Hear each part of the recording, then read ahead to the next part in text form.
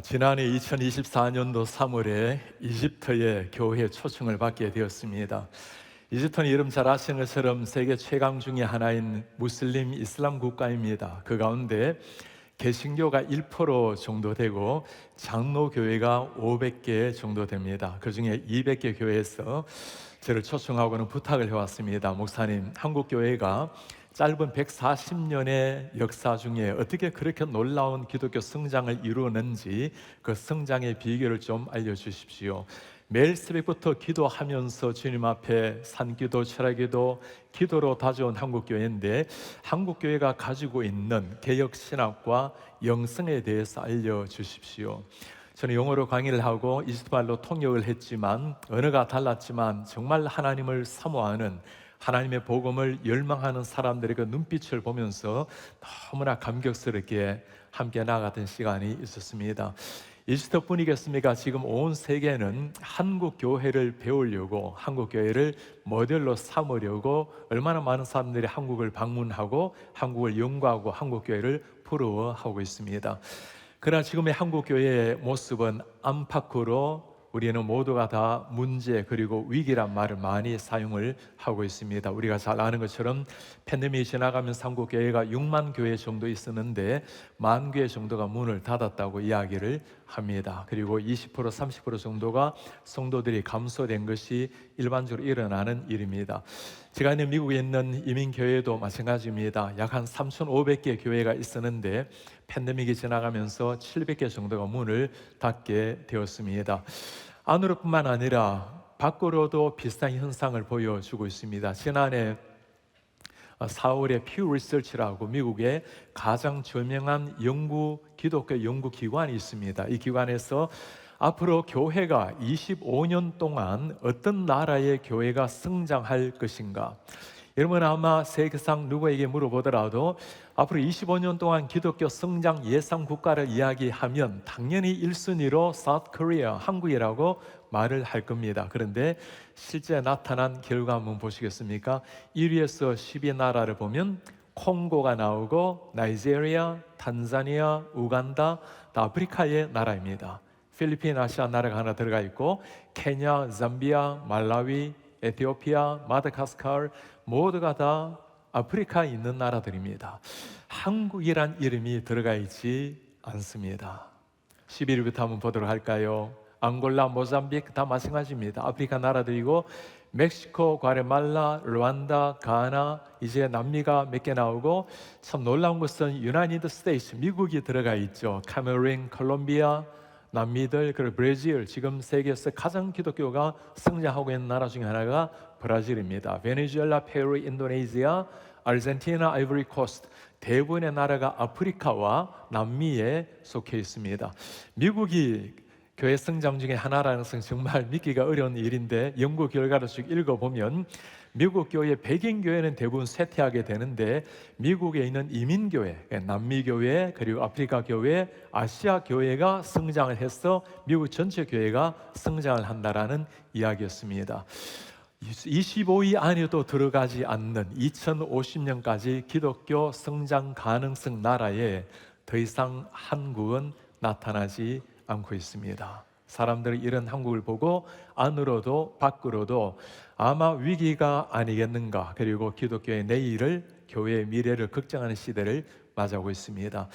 우리 사랑하는 성도님들 꼭 기억을 하시기를 바랍니다. 우리 기독교가 문제와 역경, 위기 앞에서 무너진 적은 없는 줄 믿습니다. 오히려 우리는 위기와 문제가 다가오면 더 주님 앞에 치열하게 기도하고 하나님 앞에 엎드려서 그 위기를 오히려 기회로 삼아서 놀랍게 성장해 온 것이 기독교의 역사입니다. 여러분 사도행전의 역사를 잘 알고 있지 않습니까? 예수 믿는 것 때문에 잡혀간 매질을 당하고 감옥에 들어가고 심지어 순교의 피를 흘렸던 시기였지만, 그러나 그 모든 역경 위기를 뚫고 일어난 게 사도행전의 역사였습니다. 중세 천년의 가톨릭의 어둠을 뚫고 개신교가 나올 때 수많은 사람이 피를 흘려야 되었고 심지어 화형을 당하고 사지가 절단당하고 그 위기를 뚫고 순교의 피로 말미암아 나온 것이 개신교였고 우리는 그 개신교의 자랑스러운 후예들입니다. 한국교회는 어떠합니까? 일제강점기에 예수 믿는 것 때문에 수많은 사람들이 잡혀 고문을 당하고 죽임을 당했고 6.25 전쟁에 아무것도 없는 잿더미 속에서 일어난 것이 우리 한국 교회입니다. 한국 교회야말로 위기라는 말, 고난이란 말, 역경이란 말 앞에서 오히려 교회가 놀라운 성장을 이룬 역사를 가진 것이 우리 한국 교회의 역사입니다. 우리는 지금 잠시 어둠의 시기를 지난다 할지라도 반드시 위대한 복음으로 말미암아 예수의 십자가 복음으로 말미암아 어둠을 뚫고 다시 한번 일어나서 한국교회도 새로워지고 세계 열방의 선교적 나라로 세워질 줄 믿습니다. 오늘 우리는 말씀을 통해서 가장 어려운 시기, 가장 위기의 시기 때 하나님 앞에 부름을 받아서 한 인생 정말 불꽃같이 살아낸 한 하나님의 전사를 만나게 될 것입니다. 사도 바울입니다. 바울의 인생이 어땠습니까? 예수님을 만났어요. 주님을 만난 30년의 인생을 오직 복음을 위해서 인생을 던진 사람, 복음을 전하다가 40의 가만매 39대를 다섯 번이나 맞아가면서 율법에는 40대를 못 때리게 해요. 사람이 죽는다고. 그러니 39대를 그렇게 죽도록 맞아가면서 한 번은 바울이 죽은 줄 알고 버렸습니다. 다시금 바울이 정신 차리고 다시 돌아가서 전한 것이 예수의 복음이었어요. 배고픔, 추위, 가난의 고통, 파선의 위험, 예수 믿는 것 때문에, 복음 때문에 모든 고난 역경을 다 겪었던 바울, 이제는 마지막 순간에 예수 복음 때문에 감옥에 잡혀 들어와서 우리가 오늘 읽은 디모데후서 말씀은 바울이 이 세상을 떠나기 전에 우리를 위해서 남긴 마지막 유언의 말씀입니다. 일생을 복음을 위해서 달려온 한 사람, 마지막으로 남기는 그 유언의 한마디, 여러분 그 말이 무슨 말씀일까요? 우리 1절 2절 한번 말씀 보시겠습니까? 하나님 앞과 살아있는 자와 죽은 자를 심판하실 그리스도 예수 앞에서, 전능하신 하나님 예수 앞에서 주님이 나타나실 것, 그의 나라를 두고 엄히 명하노니 너는 말씀을 전파하라. You preach the word. 너는 말씀을 전파하라. 마지막으로 남기는 말씀치고는 너무 지극히 평범한 말씀처럼 들리지 않습니까? 말씀 전하세요, 복음 전하세요, 전도하세요, 늘 우리가 듣는 이야기 아닙니까? 마지막으로, 세상을 떠나는 마지막으로 남기는 말이라면 뭔가 좀 더 가슴 깊이 심한 말을 남길 것 같은데, 그러나 지금 바울이 이 말은 편안하게 책상에서 쓰는 말이 아닙니다. 지금 숨이 넘어가는 한 사람이, 내일이면 어쩌면 사형 선고를 당해야 할 사람이 마지막 모든 마음과 힘을 다 쏟아서 뱉어내는 그 마지막 한마디입니다. 너는 말씀을 전파하라. 우리말에는 말씀을 전파하라 나와 있지만 원문을 좀 살펴보면 좀 더 강조가 되어 있습니다. 너는 그 말씀을 전파하라. 여러분, 그 말씀이라는 게 무슨 말씀일까요? 예수께서 우리를 위해서 하늘을 버리시고 이 땅에 오신 성육신의 복음, 하늘의 아들 예수 그리스도께서 나 같은 죄인을 위해서 대신 십자가의 피를 흘려주신 십자가의 복음, 찬란한 부활의 숭고한 부활로 나타나셔서 우리의 영원한 산소망이 되신 부활의 복음, 그 심장 뛰게 만드는 그 복음을 전파하라는 거죠. 이 복음만이 사람을 바꿀 수 있기에 이 복음이 아닌 다른 복음도 있다는 말입니까? 3, 4절에 바울은 다른 복음을 이렇게 말씀을 하고 있습니다. 때가 이르르니 어떤 때입니까? 사람이 바른 교훈을 받지 않고 전해야 될 십자가의 복음, 찬란한 부활의 복음이 아니라 귀가 가려워서 자기의 사욕을 따를 스승을 많이 두고 내 정욕, 내 행복을 위해서 많은 스승을 두고 또 그 귀를 진리에서 돌이켜 허탄한 이야기를 따르리라. 진리에서, 예수 십자가의 복음, 부활에 우리 인생을 변화시키는 복음에서 벗어나서 허탄한 이야기를 따르리라. 옛날이나 2000년 전이나 지금이나 우리의 문제가 뭘까요? 정말 들어야 될 십자가의 복음이 점점 사라지고 있는 이런 시대. 우리 성도님들 지금 이 자리에 앉아서 너무나 감격스럽게 예배하면서 여러분들이 기대하는 복음은 어떤 복음입니까? 피곤한 인생살이, 직장살이에서 좀 더 격려가 될 만한 그런 복음입니까? 귀한 일입니다. 우리 자녀들 좀 더 지혜롭게 할 만큼 우리 지혜 주는 인생 특강 같은 복음입니까? 복음이 다 가지고 있는 능력들입니다. 그러나 우리가 정말 가슴에 새겨야 될 복음은 죽은 자를 살려내는 십자가의 복음, 나를 위해서 33살의 젊은이가 비통하게 십자가에 피 흘리시고 그 피를 먹는 사람마다 생명이 살아나는, 죽은 심장이 살아나는 이 복음을 사모하고 드려야 될 줄 믿습니다. 점점 이 복음이 사라지는 이런 시대를 맞이하고 있어요. 최근에 오무 교회가 온다라는 책이 하나 나왔습니다. 5가지 없는 교회가 온다라는 거예요. 2번째 없는 것이 새벽기도, 3번째가 성경 공부 없어지고, 4번째가 구역 모임이 없어지고, 그리고 마지막으로 장로를 세우지 않는 교회. 첫 번째 없는 것은 로고에 십자가를 새기지 않는 교회라고 나와 있어요. 여러분, 로고에 십자가 새기지 않은 것이 정말 문제가 아니라 십자가에 복음이 없는 게 문제예요. 십자가를 건다고 교회가 되는 것이 아니라 십자가에 복음이 있어야 교회가 되는 줄 믿습니다.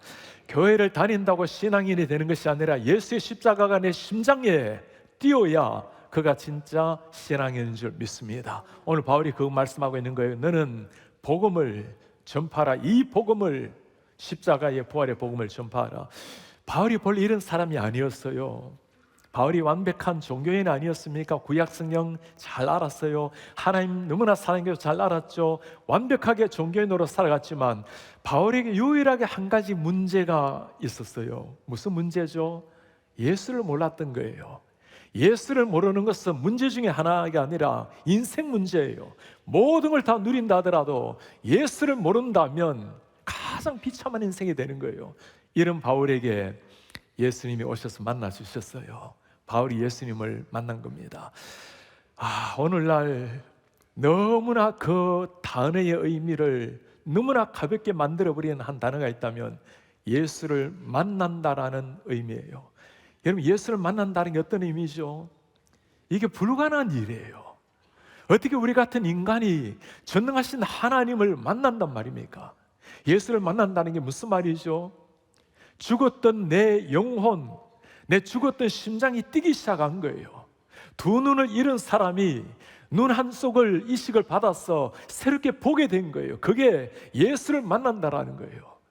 구원이라는 것은 하나님의 은혜로 우리가 구원을 받는 거지만 예수를 내가 만난다라는 것은 나를 위해서 십자가 지신 그 주님을 생생하게 바라보고 내가 다시는 내 인생을 내 뜻대로 살지 않겠노라고, 내 행복이 아니라 주님의 영광을 위해서 살겠노라고 인생을 송두리째 바꾸는 것, 그 한마디가 예수를 만난다라는 한마디예요. 바울이 그 예수 그리스도를 만난 겁니다. 내가 예수 외에는 아무것도 알지 않기로 작정을 했노라. 내게 사는 예수 그리스도니 지금도 유익함이라.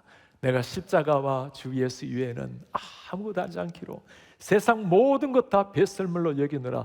여러분, 왜 그래요?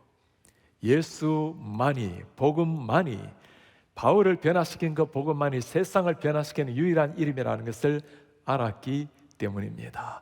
2000년 전이나 지금이나 똑같아요. 사람을 변화시키고 세상을 변화시키는 것은 복음의 능력뿐인 줄 믿습니다. 지난해 2023년도에 미국의 한 연구 결과가 나온 게 있습니다. 지난 30년 동안에 미국의 디나미네이션, 이 교단의 디크리스 되는 것, 쇠퇴되는 것, 또 인크리스 되는 것, 증가되는 걸 연구한 결과예요. 여러분, 그 결과 한번 보시겠습니까? 보시면 대부분의 교단이 저렇게 다운되고 있습니다. ABC USA, American Baptist Church를 말합니다. 23% 떨어지고 UCC, United Church of Christ, 너무나 좋은 교회인데 52%는 떨어지고 ELCA, Evangelical Lutheran Church입니다. 그 루터의 신학을 이어받은 교회가 저렇게 루터의 신학을 버리니까, 복음을 버리니까 저렇게 떨어지는 거예요. UMC, 잘하는 교단이죠. United Methodist Church입니다. 미국 감리교. PCUSA, 미국 제일 큰 장로교입니다. 58%, 10개 중에 6개 교회가 문을 닫는다는 의미예요. TEC, 이피스코폴 처치 성공에 36% 떨어지고, SBC는 미국에서 가장 큰 경건한 교단입니다. 서든 베프티스트, 남침내 4% 정도 좀 떨어지고, 놀랍게 성장하는 교회가 있어요. AOG, Assembly of God, 우리나라로 보면 순복음교통의 교회입니다. 우리와 신학은 조금 다르다 하지만 성경을 믿고 정말 뜨겁게 기도하는 교단이에요. 52% 성장하고, PCA, 미국 장로교, 우리 담임 목사님께서 미국에 계실 때 남가주 사랑교회가 PCA 교회고, 또 제가 있는 워싱턴 중앙장로교회가 PCA 소속의 교회입니다. 여러분, 저에게 떨어지는 교단의 특징이 무엇일까요? 성경을 들고 있지만 성경을 하나님의 말씀, 무한 말씀으로 믿지를 않아요. 예수 그리스도의 이름을 부르고 있지만 예수 그리스도가 유일한 주님이라는 것을 믿지를 않는 거예요. 성장하는 교회, 지금 많은 교회가 떨어지고 있지만 어떤 교회가 성장합니까? 예수를 믿고 성경을 믿는 교회는 100% 성장을 하는 겁니다. 나와 있지는 않지만 대부분의 미국에서 성장하고 있는 또 교단이 하나 있는데 무교단이에요. 교단에 들어가게 되면 신학을 따라가야 되니까 교단 없이 말씀 앞에 나아가는 사람들. 여러분, 저 가운데 가장 많이 떨어진 58% 떨어진 교단 보입니까? PCUSA. 떨어질만 해요. 이 교단이 222회 총회를 했을 때였습니다. 그때 개원 기도를 할 때 오레곤에 있는 지역에 이슬람 목사 이맘을 불러서 그로 하여금 기도를 하게 한 거예요. 여러분, 장로교 총회에 이슬람 목사를 모시고 기도를, 알라 신의 이름으로 기도를 하는 교단 총회장 후보가 4명이 나왔습니다. 질문이 하나였어요. 당신은 예수 그리스도가 유일한 주님이라는 것을 믿습니까? Do you believe Jesus Christ is the only way to salvation? 구원을 향한 유일한 길이라는 것을 믿습니까? 목사에게 이런 질문은 당연한 것 아니겠어요? 한 사람만 예스라고 대답을 했어요. 종교다원주의라고 부르죠. 예수 위에 다른 구원의 길이 있다고. 올해 2월에는 이 PCUSA 교단에서 정말 상상하기 어려운 결정을 하나 내렸습니다. 점점 선교사 수가 떨어지게 되고 60명이 남았어요. 결국에는 선교문을 공적으로 닫아버린 겁니다. 60명 중에 54명 파이어를 시키고 해직시키고 6명은 그냥 행정일로 만들어버리고 200년 동안 복음을 전하고 선교 사역을 해온 선교의 문을 공적으로 닫아버린 거예요. 하나님께서 우리에게 맡겨주신 대사명이 무엇입니까? 땅끝까지 가서 복음을 전파하라고 그렇게 말씀하시는데 그 사명을 잃어버린 당연한 일이죠. 예수가 유일한 주님이 아니면 복음을 전할 이유가 다 사라져버리는 거예요. 여러분, 이 교단이 어떤 교단입니까? 우리나라는 PCA 교단의 많은 빚을 지은 교단입니다. 우리나라 최초의 선교사 이름이 누구죠? 언더우드입니다. 1884년 140년 전에 우리나라에 들어와서 당신의 삶을 던졌던 그를 파송했던 교단이 PCUSA입니다. 우리가 속해 있는 합동교단 총신대학교의 생문이 누구죠? 마포 3열 세미엣 모펫 선교사님입니다. 1890년에 한국 땅에 들어와서 46년 동안 한국 땅을 섬기다가 떠나신 분, PCUSA 소속의 선교사였습니다. 그들로 말미암아 한 시대 한국 땅에 그 기라성 같은 수많은 선교사들이 그들의 눈물과 땀과 피로 말미암아 한국에 오늘까지 왔는데, 예수를 버리니까, 복음을 버리니까 처참하게 무너지고 있는 저런 상황을 맞이하고 있어요. 우리 성도님들, 오늘 바울이 우리에게 이것 말하고 있습니다. 너는 그 말씀을 전파하라. 제가 묻고 싶어요. 예수 그리스도가 유일한 주님이라는 것을 여러분 정말 믿으십니까? 십자가의 복음만이, 부활의 순간 복음만이 우리를 살려내는 유일한 복음이라는 걸 정말 믿으십니까? 우리가 아멘이라고 대답한다면 바울이 우리에게 계속해서 부탁하십니다.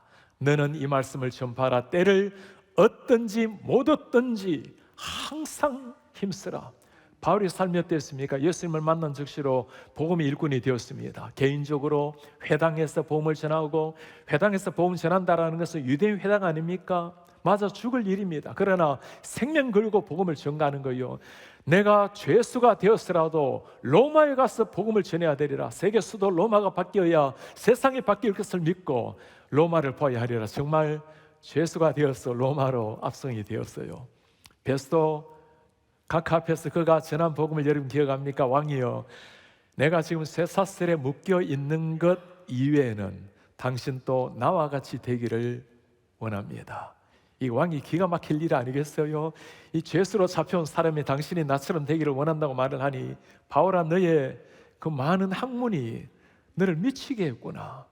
바울은 미친 게 아니에요. 예수를 만난 거예요. 예수님을 만났는데도 불구하고 정말 내 인생에 미친 것처럼 바뀌지 않는다면 한번 물어봐야 돼요. 주님, 제가 정말 예수 그리스도를 만난 것이 맞습니까? 예수 그리스도를 만난다라는 것, 죽은 자가 살아난다면 죽은 자가 살아난 사람다움의 삶이라는 게 있는 거예요. 이전에 세상을 향해서 달려가다가 세상의 상대적인 우위, 상대적인 행복을 향해서 찾아다니다가 예수를 만나고 나니까 그 하늘의 지극한 기쁨, 지극한 감격으로 내 심장이 뛰는 예수를 만나고 나면 그들에게서 나오는 그리스도인다운 품격 있는 삶이라는 게 나와요. 우리 사랑하는 성도님들, 우리 가슴에 예수를 품고 있다면 그리스도인의 품격 가지고 때를 얻든지 못 얻든지 이 복음 전파하는 우리가 되기를 바랍니다. 지난해 우리 교회에 오셨던 고주민 장로님 새서민 축제에 초청을 받아 오셨죠. 복음의 전함의 이사장 분이십니다. 정말 한국에 이런 일이 일어난다는 게 얼마나 감격스러운지 모르겠어요. 복음의 전함 가는 곳마다 여러분 차에 보면 스티커에 예수 그리스도와 함께 It is okay with Jesus, 교회마다 현수막을 걸기도 하고, 이번 한국의 굴지의 광고주였습니다. 어느 날 모든 광고를 다 하는데 내가 예수 광고를 해야 되겠구나. 그리고 예수님을 광고하기를 시작했어요. 한국을 넘어서 이제 지난해 미국 서부 올해는 미국 동부에서 4개월 동안 교회를 다니면서 복음의 전함 랠리를 했습니다. 첫 교회가 우리 교회였어요. 원래 3월 23일부터 지난주 7월 20일까지 4개월 동안 워싱턴, 뉴욕, 필라델피아, 아틀란타 그리고 텍사스까지 매주마다 다니면서 교회를 깨우고 있습니다. 장로님께서 복음의 전함에 사는 날이 여러분 보셨나요? 신문지 전면에 예수 그리스도를 복음을 전하고, 그리고 미국에서 저 멕시코 건너가는 국경에 It is okay with Jesus라는 저 간판을 걸고 지나가는 사람마다 It is okay with Jesus, 예수라면 괜찮아. 그리고 뉴욕의 타임스퀘어의 오른쪽에 있는 것은 타임스퀘어의 한복판에 It's okay with Jesus, 예수라면 괜찮아. 수많은 돈을 투자하면서 저렇게 오고 가는 사람들 볼 수 있도록 하루에 50만 명이 지나가는 것이 타임스퀘어입니다. 그리고 원래 6월 7일에는 더 타임스퀘어에서 2,500명이나 되는 한인들이 모여서 함께 전도 집회를 했어요. 여러분 맨 아래 얼굴 환하게 보이는 저 목사님 기억나십니까? 예전에 우리 사랑교회를 섬기셨던 오영수 목사님이세요. 지금 저희 교회 부목사님으로 계시는데 저희 교회에서도 5시간 차를 몰고 많은 성도님들 밴을 타고 가서 It is okay with Jesus 전도지를 나누어주면서 2,500명이 미국 저 한복판에 복음 들고 티셔츠를 입고 예수의 복음을 외쳤어요. 사람들은 그렇게 말할 겁니다. 저 멕시코로 건너가는 오가는 사람들이 우리와 무슨 상관이 있단 말인가? 저 뉴욕에 타임스퀘어에 있는 사람들이 우리와 무슨 상관이 있단 말인가? 상관없을 수 있죠. 그러나 예수님께는, 하나님께는 그러지가 않아요. 바로 저분들 때문에 하나님이 세상에 오셨고, 저 형제 자매 때문에 예수께서 피를 흘리셨고, 지금 하나님이 찾고 계신 분이 바로 저 한 사람이에요. 주님의 모든 시선이 집중되어 있는 사람이 바로 저 한 영혼입니다. 주님이 오늘 바울을 통해 우리가 그거 부탁하는 거예요. 너는 저 형제 자매들에게 아직 예수를 모르고 있다면 때를 얻든지 못 얻든지 이 복음을 전파하라.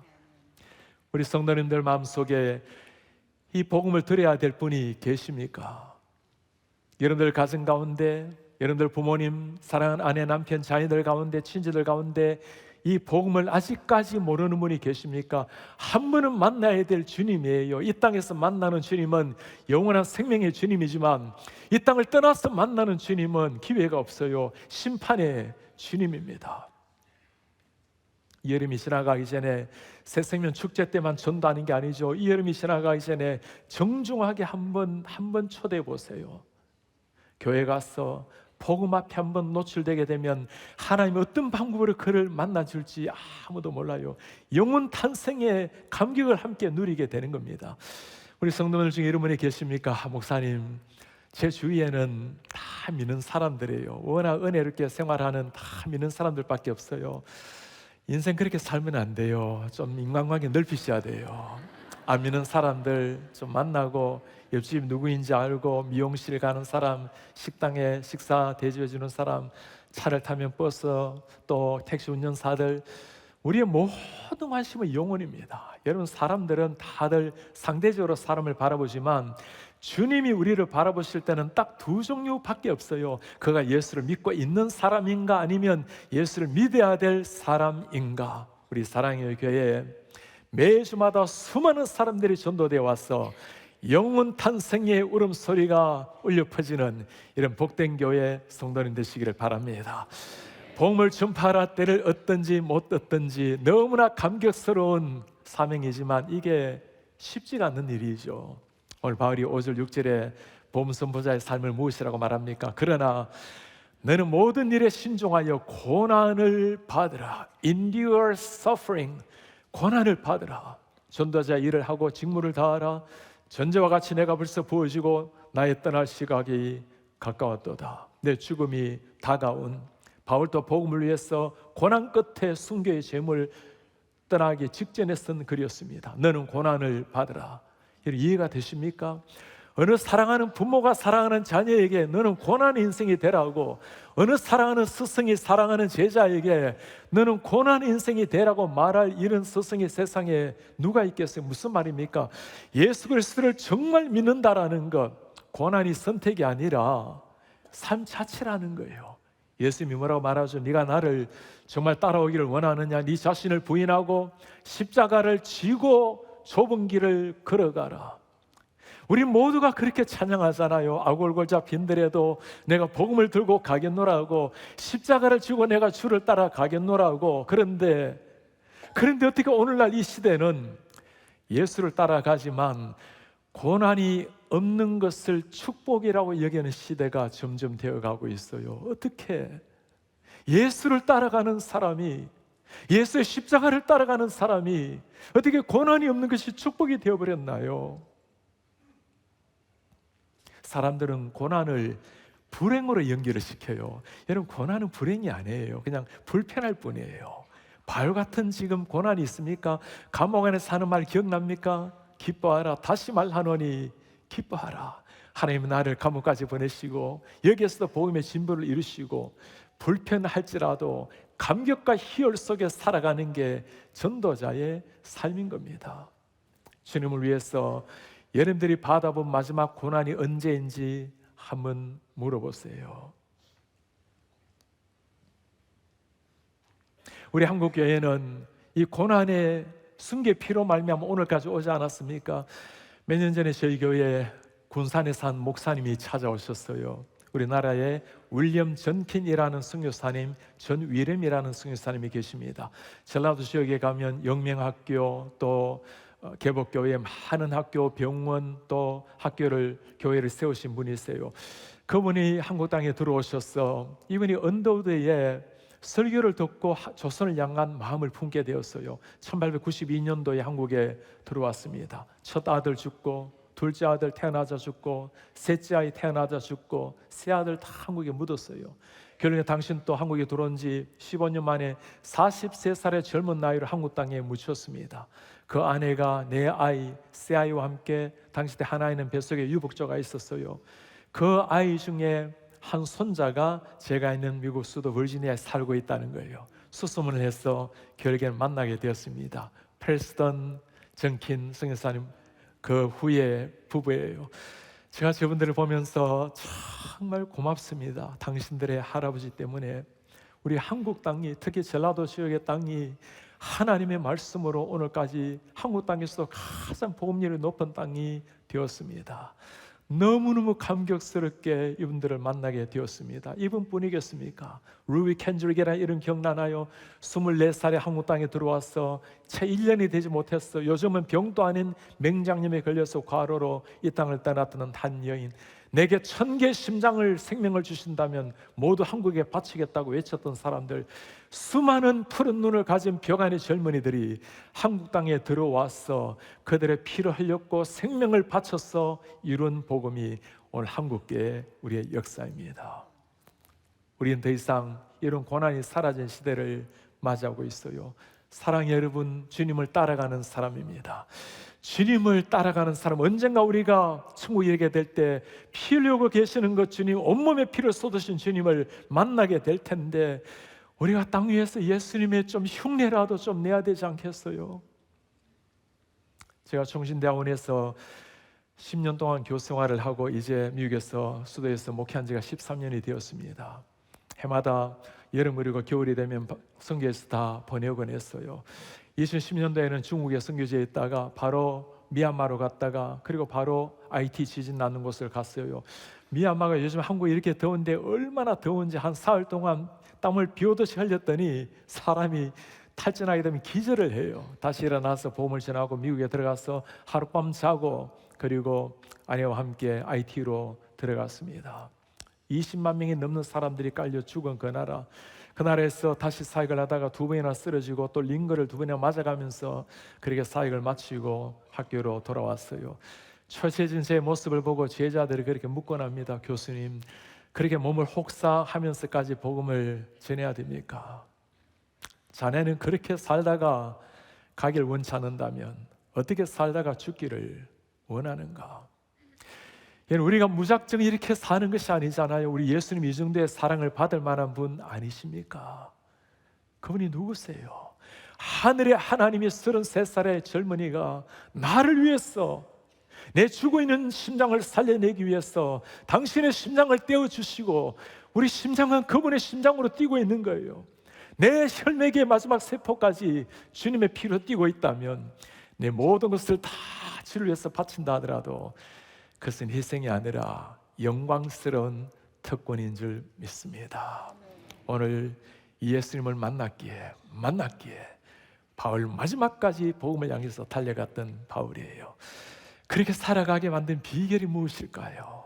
오늘 바울이 마지막 7, 8절에 하는 말씀입니다. 나는 선한 싸움 싸우고 달려갈 길 마치고 믿음을 지켰으니 이제 후로는 나를 위하여 의의 면류관이 예비되었으므로 주 곧 의로우신 재판장이 그날에 내게 주실 것이며 내게만 아니라 주의 나타나심을 사모하는 모든 사람에게도 오니라. 언젠가 나타나실 예수 그리스도, 언젠가 우리를 만나서 의의 면류관을 씌워주실 예수님이 계시기 때문에, 그리고 나 바울뿐만 아니라 주님의 나타나심을 사모하는 모든 자에게도 예비하신 면류관. 우리 사는 성도님들, 제가 여러분들은 눈을 보면서 한번 물어보고 싶어요. 정말 심장에 손을 얹고 한번 대답해 보세요. 우리 예수님께서 성경에 말씀하신 것처럼 이 땅에 다시 오실 재림을 여러분 믿으십니까? 우리가 살아있는 날 동안에 주님이 오시지 않는다면 이 땅을 떠나는 순간 막연한 죽음이 아니라 우리가 찬란한 주님 앞에 설 것을 여러분 정말 믿으십니까? 정말 그 예수를 믿고 우리가 살아가고 있다면 한 번의 인생 이대로 끝낼 수는 없어요. 지난해 11월에 우리 목사님들과 함께 아까 SBC의 가장 큰 교단의 IMB 미국 선교 본부를 방문하게 되었습니다. 지금도 100명이 넘는 많은 후보생들이 훈련받는 걸 보고 너무너무 감격스러웠어요. 제 눈을, 제 발을 도저히 옮기지 못하게 만든 한 벽의 이름들을 보았습니다. A cloud of witnesses, 구름 같은 증인들. 이런 누군지 아시겠습니까? 복음을 전하다가 현장에서 순교한 사람들의 이름입니다. 한 사람 한 사람을 다 부르면서 읽어보았어요. 한국 목사님들도 2분이 계세요. 러시아 불목공에게 그때 당시 때 러시아 사람들을 숨기다가 북한 사람들에게 피살되었던 선교사님 부부였어요. 그리고 이름 하나가 눈에 꽂혀왔습니다. 카렌 왓슨이라는 여인입니다. 미국에서 교사 생활하다가 38살에 이라크로 들어갔어요. 밑에 보면 네임이라고 나오는데 나라 이름을 이라크라고 쓰지 않았습니다. 행여나 사람들이 두려워서 들어오지 않을까 봐. 이분이 그곳에 가서 1년째 되지 못해서 복음을 전하다가 피살되어 순교당했어요. 선생님이 떠나기 전에 남긴 편지글이 있습니다. 손으로 쓴 편지글. 저 편지글의 몇 구절을 제가 읽어 드리려고 합니다. 이 편지는 제가 죽은 이후에만 열어보십시오. When God calls, 하나님이 나를 부르실 때 There are no regrets, 후회란 없습니다. I wasn't called to a place는 특정 지역을 위해서 부름을 받은 것이 아닙니다. I was called to Him. 하나님께 부름을 받은 겁니다. To obey was my objective. 순종하는 것이 나의 목표요. To suffer was expected. 고난당하는 것 당연히 예견된 일이요. His glory, my reward. 하나님의 영광만이 내 보상입니다. 장례 예배 작고 간소하게 해주세요. Yes, simple. Just preach the gospel.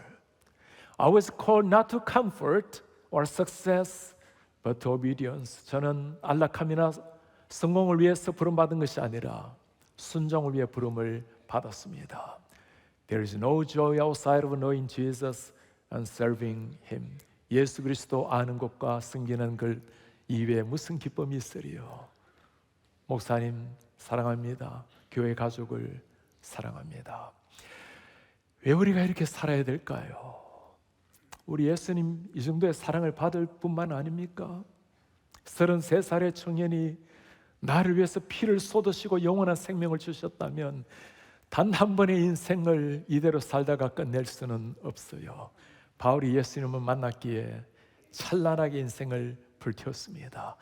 언젠가 우리가 선한 싸움을 다 싸우고 주님 앞에 쓰러질 날이 올 거예요. 우리 지금 쓰러진 우리의 오른손을 붙들고 일으켜 세울 겁니다. 잘했다, 충성된 종아. 내가 전하고자 할 복음을 네가 대신 전해주었고 내가 받아야 될 고난을 네가 대신 받아주었구나. 세상의 모든 것을 다 화려한 것을 뒤로 하고 끝까지 나를 향해 사명을 향해 달려와 주었구나. 고맙다, 충성된 종아. 우리 주님의 눈에 감동의 눈물을 볼 날이 올 것입니다. 그날까지 위기를 뚫고 어둠을 뚫고 다시 한번 살아도 복음을 위해, 다시 한번 죽어도 예수를 위해서 고결한 인생 들이다가 주님 앞에 쓰러지시는 하나님의 사람들 되시기를 축복합니다. 우리의 존귀하신 아버지, 단 한 번의 인생을 이대로 끝낼 수는 없습니다. 33살의 젊은이의 피 앞에 한날을 살아도 예수의 생명을 가진 사람답게 그리스도라는 이름의 품격을 가지고 복음을 위해, 예수를 위해 살아내게 하옵소서.